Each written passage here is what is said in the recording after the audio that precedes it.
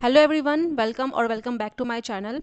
Principles and practice of management का ये आपका सेकंड लेक्चर है। इसमें हम लोग इवोल्यूशन ऑफ मैनेजमेंट थ्योरी को कवर करने वाले हैं। इसके पहले हमने ये देख लिया है कि मैनेजमेंट का मीनिंग क्या है, मैनेजमेंट में क्या क्या इसका स्कोप है, ये साइंस और आर्ट कैसे है, विद नोट्स। ठीक है, एक बार वो ज़रूर देख लेना। और अगर हम इवोल्यूशन ऑफ मैनेजमेंट थ्योरी की बात करें कि मैनेजमेंट की जितनी भी थ्योरीज हैं वो कैसे कैसे डेवलप हुई हैं, ये भी मैंने प्रीवियस वीडियो में एक्सप्लेन किया हुआ है। ठीक है, अगर आप देख लोगे तो ठीक है, अदरवाइज मैं आपको एक रिवीजन करवा देती हूँ। सबसे पहले है क्लासिकल थ्योरी। क्लासिकल मतलब बहुत पुराना, नियो मतलब होता है न्यू। ठीक है, neo classical theories of management, and उसके बाद है मॉडर्न थ्योरीज ऑफ मैनेजमेंट। तो वन बाय वन हम ये सब कवर करेंगे। फिलहाल इस वीडियो में हम लोग कवर करने वाले हैं neo classical theories of management, classical theories of management. तो क्लासिकल थ्योरी ऑफ मैनेजमेंट जो है बेसिकली ये क्लासिकल एरा से बिलोंग करती है। इसका मतलब 1900s की बात हो रही है, 1900 ईयर की बात हो रही है। तो ये वो वाला टाइम है जहाँ पे ऑर्डर्स एंड रूल्स के बेसिस पे ही सारा काम होता था। जितने भी फैक्ट्रीज हैं वो सारी बहुत ज़्यादा बूमिंग स्टेज पे थी। बूमिंग मतलब बहुत ज़्यादा प्रोडक्शन था, डिमांड भी बहुत ज़्यादा था, लोगों को बहुत ज़्यादा काम भी करना पड़ता था और बहुत लंबे लंबे टाइम तक। मैनेजर वो भी परेशान थे कि भाई कैसे लोगों से काम करवाया जाए, कैसे एफिशिएंटली काम हो कि ज़्यादा जितनी डिमांड है वो फुलफिल हो सके। हर जगह चाओस था। ठीक है, तो ये जो F.W. टेलर थे, ये इनको ना फादर ऑफ साइंटिफिक मैनेजमेंट भी कहा जाता है।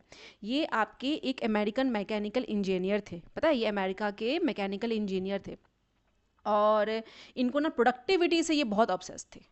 ठीक है, ये अमेरिका के थे, मैकेनिकल इंजीनियर थे और ये प्रोडक्टिविटी से बहुत ज़्यादा ऑब्सेस्ड थे। इनको बस किसी भी हालत में highest maximum level of productivity चाहिए थी, जितना लोग कर सके। और इसी के बेसिस पे इन्होंने ये भी कहा कि जो मैनेजमेंट है ना, ये साइंस है, प्रॉपर साइंस है। यहाँ पे गैस वर्क की कोई जगह नहीं है, या फिर गैस वर्क या फिर जितना भी ओल्ड मेथड है उन सबको रिप्लेस करो। स्लो मोशन में काम हो रहा है तो उसको रिप्लेस करो। कोई स्टैंडर्ड टेक्निक तो होगा ना काम करने का, उसे ढूंढो और उसी बेसिस पे सारा काम करो। तो इन्होंने इसके लिए क्या किया, सबसे पहले इन्होंने जितने भी वर्कर्स थे ना उनकी सारे मूवमेंट पे ध्यान दिया। उन्होंने उसको ऑब्जर्व किया, देखा कि कहाँ कहाँ टाइम वेस्ट हो रहा है, कहाँ कहाँ टाइम को मैक्सिमम यूटिलाइज किया जा सकता है। इन सारी चीज़ों को ऑब्जर्व करके इन्होंने कुछ थ्योरीज दी, इनका कुछ पॉइंट ऑफ व्यू था। बेसिकली इनका जो पर्पस था, उनका इनका जो गोल था थ्योरीज का, वो ये था कि हमें प्रोडक्टिविटी को इंक्रीज करना है। ठीक है, प्लस प्रोडक्टिविटी को इंक्रीज करने के साथ साथ हमें वेस्टेज को डिक्रीज करना है, ज़्यादा वेस्टेज नहीं होना चाहिए। लेकिन ये सारा काम होगा कैसे, थ्रू साइंस ओनली। ठीक है, गैस वर्क से नहीं, साइंस से। बेस्ट तरीका ढूंढो काम करने का, अगर नहीं ढूंढा है तो काम नहीं हो पाएगा। तो इन्होंने कहा कि जो एफिशिएंसी है या फिर प्रोडक्टिविटी है, it can be attend through science, not guess work always. Is it clear? I repeat, F.W. Taylor, who is also known as father of scientific management, इन्होंने ये अमेरिकन मैकेनिकल इंजीनियर थे और इन्होंने ही scientific theories दी थी, principles जिसे हम कह सकते हैं मैनेजमेंट के। तो इनका जो मेन प्रिंसिपल था वो ये कुछ मेन चार है। वैसे आपको हर जगह बहुत अलग अलग लैंग्वेज में ये चीज़ें देखने को मिलेंगी। ये तीन मेन तो ये तो कॉमन ही है, बाकी ये कभी कहीं अलग मिलता है, कहीं अलग मिलता है। तो मेन इनका जो कोर प्रिंसिपल था वो यही चार था। क्या क्या? Science not rule of thumb.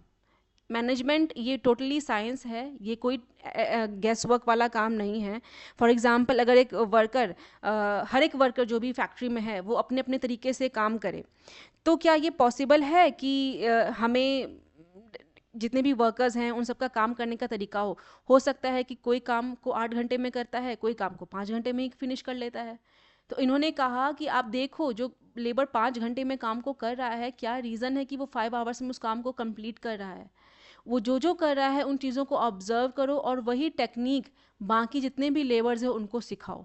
तो मैनेजमेंट जो है वो साइंस है, टोटली रूल ऑफ थंब नहीं है। या फिर जो प्रॉपर जो हम कह सकते हैं कि ग्रेस वर्क से काम चल रहा है, ट्रेडिशनल मेथड से काम चल रहा है, सब अपने अपने स्पीड में काम कर रहे हैं, ऐसा मत करो।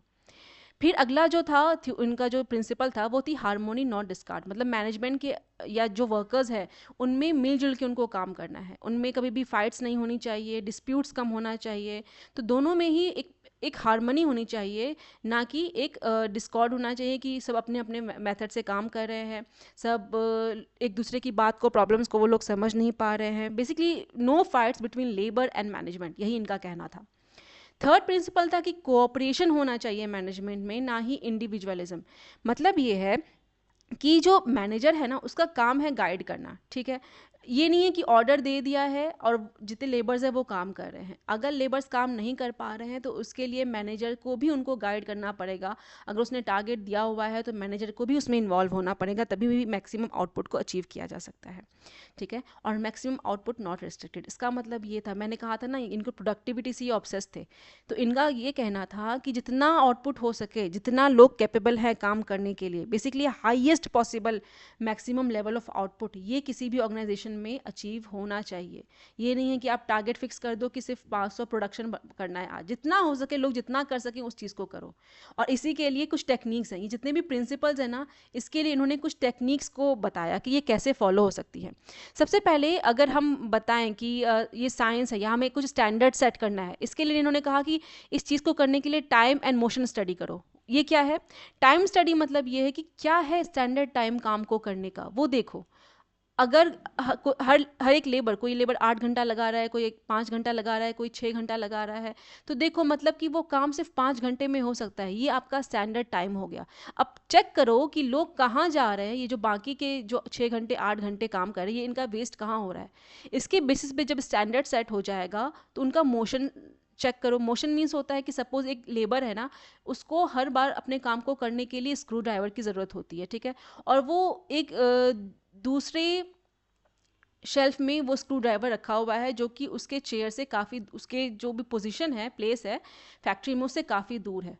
तो उन्होंने कहा कि ये जो टाइम लेबर का वेस्ट हो रहा है यहाँ से यहाँ जाने में, ये totally wastage of human resource भी है, वेस्टेज ऑफ टाइम भी है। तो क्यों ना हम ये जो सामान है ना, इसको लेबर के पास ही रख दें, ठीक है। तो मोशन स्टडी, जहाँ पे भी वेस्टेज हो रहा है टाइम का, उस चीज़ को स्टडी करो और स्टैंडर्ड टाइम सेट करो प्रोडक्शन का। इसी के साथ में ही इन्होंने स्टैंडर्डाइजेशन की बात की। स्टैंडर्डाइजेशन मतलब कि वही स्टैंडर्ड टूल्स होना चाहिए, स्टैंडर्ड टेक्निक्स होनी चाहिए प्रोडक्शन की। अगर कोई लेबर बहुत अच्छे से काम कर रहा है तो बाकी लेबर्स को उसी के अकॉर्डिंग ट्रेनिंग मिलनी चाहिए ताकि वो भी इसको फॉलो कर सके। फिर फंक्शनल फोरमैनशिप, इनका कहना था टेलर का कि जितने भी लोग हैं ना, या फिर एक ही मैनेजर, ये ज़रूरी नहीं है हर एक चीज़ को समझ पाए। जैसे कि किसी भी फैक्ट्री में इनका जितना भी थ्योरी था या प्रिंसिपल है ना, ये बेसिकली फैक्ट्री से ही रिलेटेड है। रिमेंबर, फैक्ट्री से ही इनकी थ्योरी रिलेटेड है। तो इन फैक्ट्री में बेसिकली ना 2 ही डिपार्टमेंट होते हैं, एक होता है प्लानिंग होता है और एक होता है production department. Planning and production department, planning मतलब कितना प्रोडक्शन करना है, ये सारी प्लानिंग होगी। प्रोडक्शन मतलब क्वालिटी चेक वगैरह कि कितना आउटपुट होगा, कितनी स्पीड में काम हो रहा है, ये सारी चीज़ें प्रोडक्शन डिपार्टमेंट चेक करेगा। तो इनका कहना ये था कि कोई भी एक सुपरवाइजर या कोई भी एक मैनेजर, ये पॉसिबल नहीं है कि प्लानिंग भी देखे एंड प्रोडक्शन भी देखे। इसीलिए इन्होंने कहा कि अलग अलग, इन्होंने ना 4, ये याद रखना, ठीक है, यहाँ पे मैंने इंक्लूड नहीं किया है क्योंकि बहुत लेंदी हो जाता। 4 फंक्शनल फोरमैनशिप में इन्होंने 8 स्पेशलिस्ट की बात की थी। कितने? 8। ये एक प्लानिंग डिपार्टमेंट के लिए, ये दूसरा प्रोडक्शन डिपार्टमेंट के लिए। देखो यहाँ पे ना आपको थोड़ा थोड़ा मेरे साथ नोट्स को लिखते जाना होगा, तो ताकि आपको कोई भी कन्फ्यूजन ना हो कि मैम ने देखो कितना ज़्यादा लिख दिया है यहाँ पे। मुझे लगता है कि मैं बोर्ड पे ही पढ़ा रही हूँ, ऐसा मुझे फील आता है, इसलिए थोड़ा सा ये ऐसे हो जाता है, ठीक है। सो यहाँ पे प्लानिंग के लिए 4 स्पेशलिस्ट और प्रोडक्शन के लिए 4 स्पेशलिस्ट को इन्होंने बताया कि हर एक डिपार्टमेंट में अलग अलग स्पेशलिस्ट होने चाहिए। तो टोटल 8 फोरमैनशिप या 8 स्पेशलिस्ट की इन्होंने बात की, और सबका अपना अपना काम होना चाहिए। जैसे कि क्वालिटी चेक करने के लिए अलग बॉस रखो, स्पीड को चेक करने के लिए अलग बॉस रखो, रूट क्लर्क होगा एक प्लानिंग डिपार्टमेंट से, ठीक है। और ये बहुत ही इंपॉर्टेंट, और ये लॉजिकल भी है, ठीक है। क्या? Piece rate wage system. I hope कि आपको ये सारे पॉइंट्स क्लियर हो गए होंगे। फिर अगला है पीस रेट वेज सिस्टम। अब मैंने आपको कहा था ना कि मैक्सिमम आउटपुट होना चाहिए, रिस्ट्रिक्टेड नहीं होना चाहिए, तो ये चीज़ होगा कैसे? लोग कैसे अपना मैक्सिमम दे पाएंगे? अब किसी को ऑफिस में सुबह से शाम तक बुलाया जाए या फैक्ट्री में बुलाया जाए तो डेफिनेटली 5 घंटे 6 घंटे काम करेंगे, फिर थक जाएंगे, करने का मन नहीं करेगा, क्योंकि वो सोचेंगे कि 8 घंटे काम करो तो भी, 10 घंटे काम करो तो भी सैलरी तो उतनी ही मिलनी है एंड ऑफ द डे। तो इसीलिए इन्होंने पीस रेट वे सिस्टम को फॉलो किया। इन्होंने कहा कि जितना ज़्यादा आउटपुट होगा उतना ही ज़्यादा उनको पैसा मिलेगा लेबर्स को, तो वो ऑटोमेटिकली खुद ही एनकरेज हो जाएंगे ज़्यादा प्रोडक्शन करने के लिए। तो ये सारी ही थ्योरीज, ये जितने भी कॉन्सेप्ट थी, ये सारा टेलर ने दिया था। Remember, any doubt? कोई भी आपको डाउट है? चलो, इसके बाद हम थोड़ा सा ब्रीफ स्टार्ट कर देते हैं कि हेनरी फेयोल, इनके बारे में थोड़ा सा पढ़ लेते हैं, बिकॉज जो हमारा नेक्स्ट वीडियो है वो इन्हीं पे होगा, बस आपको मैं इसका इंट्रो दे देती हूँ इस वीडियो में। जो हेनरी फेयोल थे, मैंने आपको कहा ना, अगेन क्लासिकल, फिर से रिवीजन कीजिए, क्लासिकल थ्योरी ऑफ मैनेजमेंट, ठीक है। ये पुरानी वाली थ्योरी में 3 थ्योरीज हैं। पहला है टेलर, ये सीक्वेंस में ही है जितने टाइम में ये आया, टेलर का 1909 में आया था, याद रखना। फिर उसके बाद हेनरी फेयोल, इनका भी थ्योरी आया, ठीक है। उसके बाद फिर ब्यूरोक्रेसी है, ये सबसे लास्ट में, ठीक है। अब अगर हम हेनरी फेयोल की बात करें तो इनको father of, no no no no no, यहाँ पे कुछ मिस्टेक है, इसको करेक्ट कर लेना, ठीक है। हेनरी फेयोल को फाउंडर ऑफ मॉडर्न मैनेजमेंट कहा जाता है, नॉट फादर। फादर तो हमने अभी डिस्कस किया ना, फादर पीटर एफ ड्रकर थे। तो फाउंडर ऑफ मॉडर्न मैनेजमेंट कहा जाता है, founder of modern management theories भी कह सकते हो आप, क्योंकि इनकी जो भी थ्योरीज थी ना, 14 इनके प्रिंसिपल से, वो अभी भी यूज़ होते हैं हर जगह में, ठीक है।